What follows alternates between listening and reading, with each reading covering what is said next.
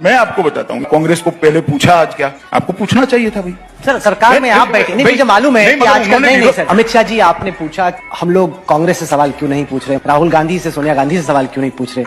Sir देश की जनता ने आपको चुना है सरकार चलाने के लिए, जो सत्ता में बैठता है सवाल उससे पूछे जाते हैं। मोदी सरकार का बीजेपी का वायदा था कि भारत की अर्थव्यवस्था 10% की जीडीपी ग्रोथ रेट आप डिलीवर करेंगे, जो आपका प्रॉमिस था और जो डिलीवरी है उसमें इतना बड़ा गैप क्यों।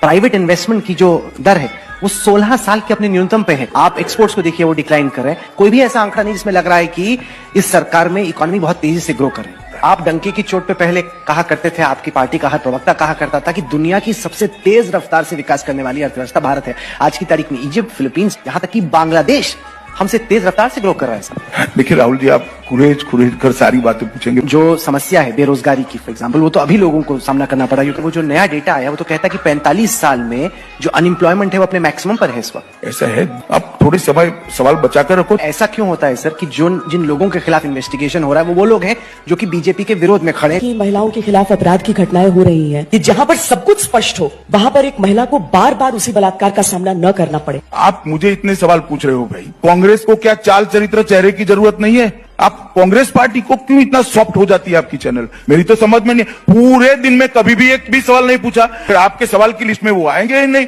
कहीं पर भी सवाल नहीं। बता दो, चलो मैं मेरी बात वापस लेने के लिए तैयार, या तो आप फिर स्वीकार कर लो। नहीं, मैं बताता हूँ ना, देश की जनता आपसे उम्मीद रखती है, इसलिए आपको देश की जनता हमसे, पार्टी विद द डिफरेंस आप हैं, इसलिए सवाल आपसे पूछे जाएंगे कि आप भी कांग्रेस से कड़े सवाल